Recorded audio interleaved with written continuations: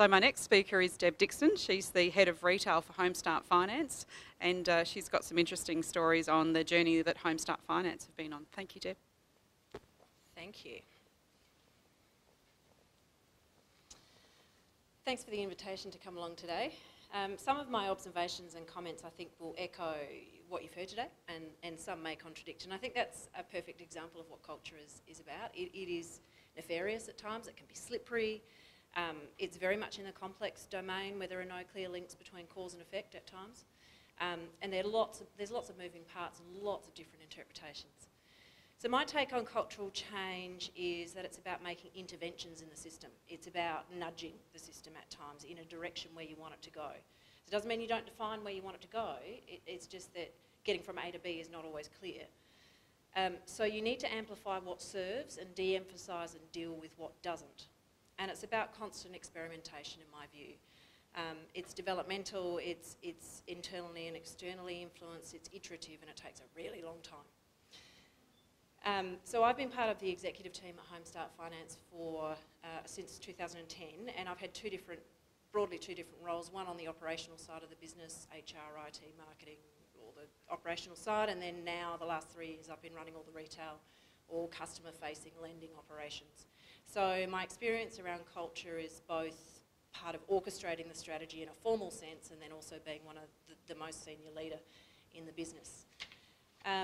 So very briefly I'll describe the view of culture 10 years ago and then what it is now, and then give some key learnings. For those who don't know, Homestart is a government-backed, government-funded financial institution. We provide residential lending for people who can't get into the market through the major banks.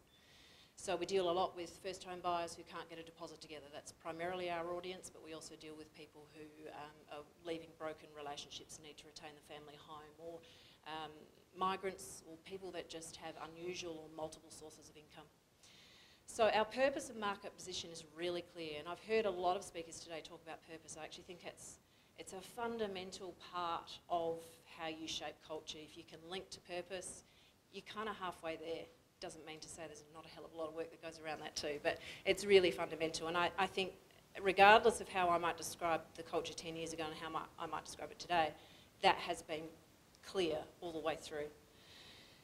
I'll offer some phrases that hopefully give you my sense of what it might have been, my view. It wasn't broken, there was no burning platform, but I would describe the place as pretty dysfunctional, lots of contradictions going on, some inequity in treatment of staff and customers, lots of fluidity but lots of instability. To fit in and survive, the message would have been performing intellectual gymnastics is the most valuable contribution you can make. Don't worry about execution. Trying not to be comical, but it kind of is. Keep your head low, don't challenge sacred cows, come up with good ideas, but don't worry about anything else, and be nice. That's really important, to be nice. New CEO came in, very different background, much more around banking instead of more of the social service, public service type mentality, and very strong sense of decency and equity and a people orientation. So we embarked on a cultural change strategy to lift the performance primarily, but also a whole range of other things. We focused on the leadership at all levels, including management skill development. We looked at our values and behaviours. We've heard a lot about that today. We put in place a whole range of structures to support decision making up and down through the organisation, and delegation down particularly because it was too much held at the top. We went through a significant strategy development exercise which was far removed from what went before, and we introduced continuous improvement practices right throughout the organisation. We also brought on board a cultural measurement tool to assess our starting point and then our progress along the way. So to fit in and survive gradually became, ideas are important, get your house in order, be responsible, don't hide, be productive, focus on improvement and achieve, but still be nice. At the 4-year mark, we hit some really big roadblocks. We commenced a large system implementation that utilised about 2/3 of the whole workforce for 2 years with no backfilling. We had a project lead who had very limited people skills and significant authority and a brutal deadline. Bad combination. At the same time, our lending volumes were plummeting post-GFC, so we had a real issue. Hard decisions had to be taken, poor behaviours were really being magnified. So we restructured the whole place and we replaced a number of the exec team. That was hard. Big learning, and fair to say it's taken time to recover from that. The years since have seen a significant period of growth, much improved customer service. We've had year-on-year lending growth in the last 4 years. Our Net Promoter Score is one of the best in the finance industry, despite what you hear going on generally. We're making a real difference to the state's economy through writing up to 1/5 of all loans to first-home buyers. You may not be aware of that, but we're pretty significant in that space. And we almost solely underpin lending to new construction. Earlier in the year, we also presented at the World Bank in the US on our innovative graduate loan product. It's always hard to pinpoint where culture fits into that, but I think the two have gone together over time. For what it's worth, we've also won 2 recent national awards, the Human Synergistics Cultural Transformation Award and the Australian HR Awards Employer of Choice for not-for-profits and public sector.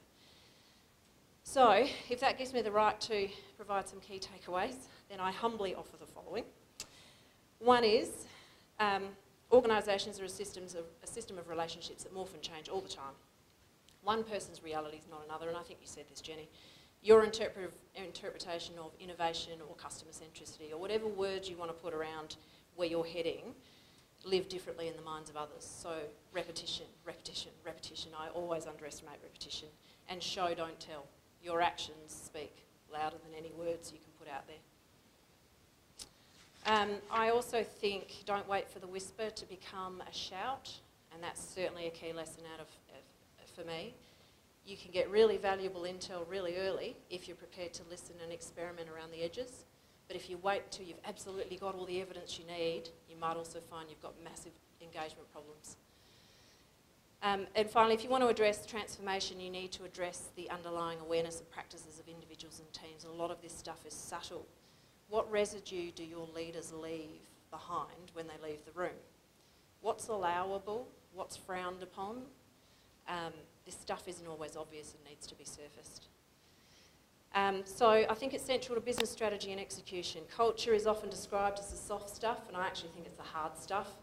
It's messy. The awkward reality of humans and human relationships always is. But I think it makes all the difference between having an organisation that achieves and one that's really generative and developmental and makes a positive difference in the world. Thanks.